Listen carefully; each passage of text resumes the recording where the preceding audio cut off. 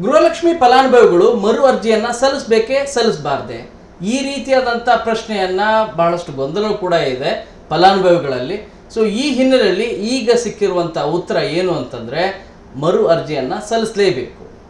ಹಾಗಾದರೆ ಈ ಹಿಂದೆ 3 ವರ್ಷದ ಹಿಂದೆ ಹೊಸದಾಗಿ ಗೃಹಲಕ್ಷ್ಮಿ ಶುರುವಾಯ್ತಲ್ಲ ಗ್ಯಾರಂಟಿ ಸ್ಕೀಮ್, ಆ ಸಂದರ್ಭದಲ್ಲಿ ಅರ್ಜಿಯನ್ನು ಹಾಕಿದ್ರಲ್ಲ, ಅದೇ ರೀತಿ ಸಲ್ಲಿಸೋದಾ ಅಥವಾ ಇದರ ಜೊತೆಗೆ ಏನಾದರೂ ಪರ್ಯಾಯವಾದಂಥ ಮಾರ್ಗಗಳನ್ನು ಕಂಡುಕೊಂಡಿದೆಯಾ?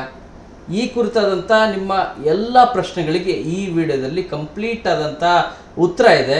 ನಿಮ್ಮ ಹಲವು ಪ್ರಶ್ನೆಗಳಿದ್ದಾವೆ, ನಿಮ್ಮ ಹಲವು ಗೊಂದಲಗಳೇನಿದಾವಲ್ಲ, ಆ ಎಲ್ಲ ಗೊಂದಲಗಳಿಗೂ ಎಲ್ಲ ಪ್ರಶ್ನೆಗಳಿಗೂ ಈ ವಿಡಿಯೋದಲ್ಲಿ ಉತ್ತರ ಇದೆ. ಮೊದಲನೇದಾಗಿ CM DK ಶಿವಕುಮಾರ್ ಈ ಹಿಂದೆ ಹೇಳಿದ್ದೇನು ಅಂತಂದರೆ, ಗ್ಯಾರಂಟಿ ಸ್ಕೀಮ್ಗಳ ಪರಿಷ್ಕರಣೆ ಮಾಡ್ತೀವಿ ಅಂಥೇಳಿ. ಗೃಹಲಕ್ಷ್ಮಿ ಸ್ಕೀಮ್ನ ಪರಿಷ್ಕರಣೆ ಮಾಡೋ ಕಾರ್ಯನೂ ಕೂಡ ಆಯಿತು. ಇದರಲ್ಲಿ 1,31,00,000 ಫಲಾನುಭವಿಗಳೇನಿದ್ರಲ್ಲ, ಇದರಲ್ಲಿ 1,95,000 ಮೃತರಾಗಿದ್ದವರಿದ್ದರು. 4-5 ತಿಂಗಳಿಂದ ಹಣ ತಗೊಳ್ತಾ ಇದ್ರು. ಸೊ ಅವರ ಅಕೌಂಟನ್ನು ಡಿಲೀಟ್ ಮಾಡುವಂಥ ಕಾರ್ಯ ಮಾಡಲಾಯಿತು. ಅವರನ್ನು ಕೂಡ ಪಟ್ಟಿಯಿಂದ ಹೊರಗಡೆ ಇಡುವಂಥ ಕಾರ್ಯ ಆಯಿತು. ಇನ್ನು 1,94,000 ಯಾರ್ಯಾರು ಅವರ ಕುಟುಂಬದ ಸದಸ್ಯರು, ಅಂದರೆ ಅವರ ಹಸ್ಬೆಂಡ್ ಅಥವಾ ಅವರು ಫಲಾನುಭವಿ ಆಗಿರಲಿ, ಇನ್ಕಮ್ ಟ್ಯಾಕ್ಸ್ ಏನಾದರೂ ಕಟ್ತಾ ಇದ್ದರೆ ಅಥವಾ GST ಏನಾದರೂ ಫೈಲ್ ಮಾಡ್ತಾ ಇದ್ದರೆ ಅವರನ್ನು ಕೂಡ ಪಟ್ಟಿಯಿಂದ ಹೊರಗಡೆ ಇಡುವಂಥ ಕಾರ್ಯ ಆಯಿತು. ಎಷ್ಟು? 1,94,000. ಅರೆ, ಬಡವರಿದ್ದಾರೆ, ಮಧ್ಯಮ ವರ್ಗದವರಿದ್ದಾರೆ, ಇವರೆಲ್ಲ IT ಹೇಗೆ ರಿಟರ್ನ್ ಮಾಡ್ತಾರೆ, IT ಫೈಲ್ ಮಾಡ್ತಾರೆ? ಎಲ್ಲರೂ ಕೂಡ ಕಾಡ್ತಿರುವಂಥ ಪ್ರಶ್ನೆ.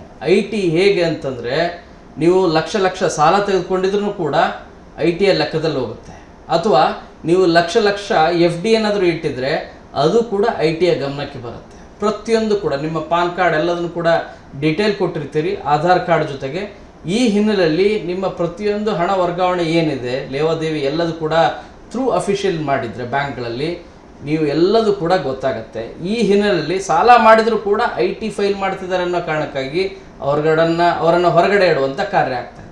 ಇದೆಲ್ಲ ಇರಲಿ. ಸೊ ಈಗ ಅದರ ಜೊತೆಗೆ ಆಧಾರ್ ಸೀಡಿಂಗ್ ಆಗಿಲ್ಲ ಅಂತ 30,000, ಒಂದು 10,000ಕ್ಕೂ ಹೆಚ್ಚು ಜನ ಈ KYC ಮಾಡಿಸಿಲ್ಲ, ಅಪ್ಡೇಟ್ ಮಾಡಿಸಿಲ್ಲ ಅನ್ನೋ ಕಾರಣಕ್ಕಾಗಿ 4,30,000 ಓವರಾಲ್ ಆಗಿ ಇಷ್ಟು ಜನರನ್ನು ಹೊರಗಡೆ ಇಡುವಂಥ ಕಾರ್ಯ ಆಯಿತು. ಸೊ ಈಗ 1,31,000 ಒಂದು 4 ಲಕ್ಷ ಮೈನಸ್ ಆದರೆ 1,27,000ವರೆಗೂ ಕೂಡ ಇವರೆಲ್ಲರಿಗೂ ಕೂಡ ಹಣ ನಿರಂತರವಾಗಿ 2,000 ಹಣ ಹೋಗ್ತಾ ಇದೆ.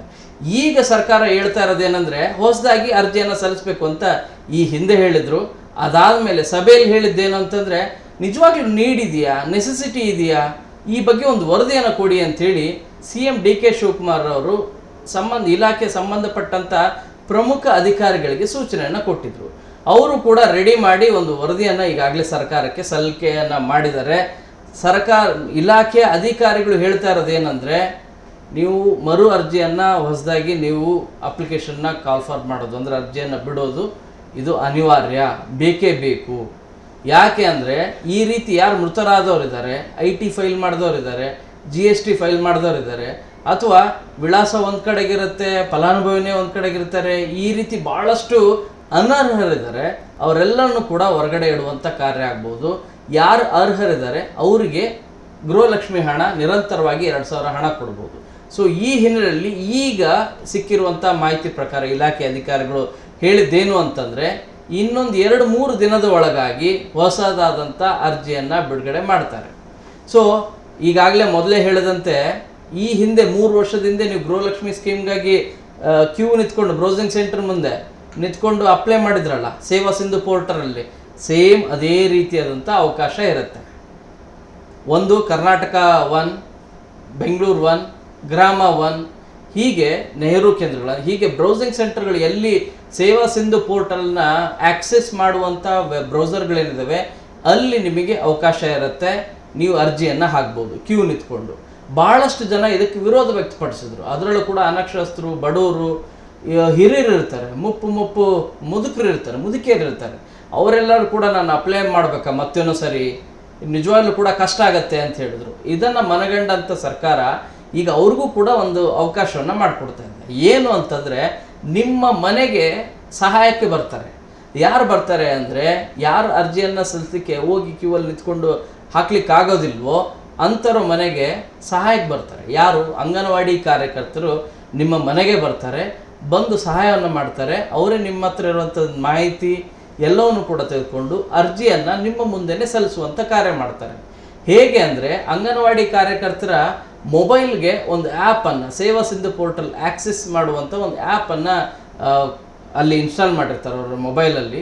ಸೊ ಆ ಆ್ಯಪ್ನ ಮೂಲಕ ನೀವು ಯಾರು ಅರ್ಜಿದಾರರಿದ್ದಾರೆ ಅವ್ರ ಅರ್ಜಿದಾರರ ಮನೆಗೆ ಹೋಗೋದು ಎಲ್ಲ. ಈ ಹಿಂದೆ 3 ವರ್ಷದ ಹಿಂದೆ ಏನು ನೀವು ಡೀಟೇಲ್ ಕೇಳಿದ್ರಲ್ಲ, ಹೆಸರು, ವಿಳಾಸ, ಲಿಂಗ, ಏಜು, ಅದರ ಜೊತೆಗೆ ಏನೇನು ಇತರೆ ಜಿಲ್ಲೆ, ತಾಲೂಕು, ಗ್ರಾಮ, ಇದರ ಜೊತೆಗೆ ಕ್ಯಾಸ್ಟ್ ಸರ್ಟಿಫಿಕೇಟ್ ಏನಾದರೂ ಇತ್ತು ಅನ್ನೋದಾದರೆ ಅದನ್ನು ಕೊಡ್ಬೋದು.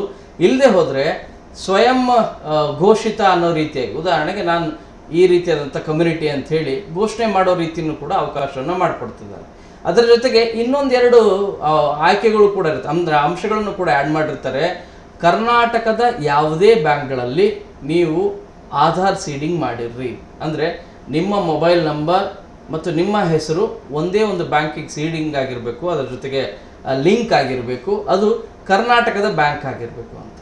ಭಾಳಷ್ಟು ಸರಿ ಈ ಹಿಂದೆ ಈಗಿರುವಂಥ ಫಲಾನುಭವಿಗಳಲ್ಲಿ ಬಹಳಷ್ಟು ಜನ ಏನು ಮಾಡಿದ್ದಾರೆ, ಅವರು ಮೂಲತಃ ಆಂಧ್ರ ಇರ್ತಾರೆ, ಮೂಲತಃ ತಮಿಳ್ನಾಡು ಇರ್ತಾರೆ, ಬಟ್ ಇಲ್ಲಿ ಬಂದು 10 ವರ್ಷ 20 ವರ್ಷ ಇರ್ತಾರೆ. ಅವರು ವೋಟರ್ ಐ ಡಿನೂ ಕೂಡ ಇದೆ, ಆಧಾರ್ ಕಾರ್ಡ್ ಅಡ್ರೆಸ್ ಕೂಡ ಎಲ್ಲದೂ ಕೂಡ ಚೇಂಜ್ ಮಾಡ್ಕೊಂಡಿರ್ತಾರೆ.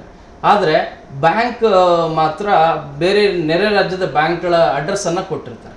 ಸೊ ಇದರಿಂದಾಗಿ ಈ ಸರಿ ಏನು ಮಾಡ್ತಾ ಇರೋದಂದರೆ, ನೀವು ಕೊಡುವಂಥ ಡಾಕ್ಯುಮೆಂಟ್ಸಲ್ಲಿ ಮೊದಲನೇದಾಗಿ ಅವ್ರು ಮನವಿ ಮಾಡ್ಕೊಳ್ತಾ ಇರೋದೇನೆಂದರೆ, ನಿಮ್ಮ ಅಂದರೆ ನಮ್ಮ ರಾಜ್ಯದಲ್ಲಿರುವಂಥ ಯಾವುದೇ ಬ್ಯಾಂಕ್ಗಳ ಡೀಟೇಲನ್ನು ಕೊಡಿ, ಅದು ನಮ್ಮ ರಾಜ್ಯದ ಬ್ಯಾಂಕ್ ಆಗಿರ್ಬೇಕು. ಅಂದರೆ ಕರ್ನಾಟಕ ಬ್ಯಾಂಕ್, ಆಂಧ್ರ ಬ್ಯಾಂಕ್ ಇದೆ, ಕರ್ನಾಟಕದಲ್ಲೂ ಇದೆ, ಅದನ್ನು ಕೊಡ್ಬೋದು, ಆದರೆ ಅಡ್ರೆಸ್ಸು ನಿಮ್ಮ ಕರ್ನಾಟಕದ ವ್ಯಾಪ್ತಿಯಲ್ಲೇ ಇರಬೇಕು.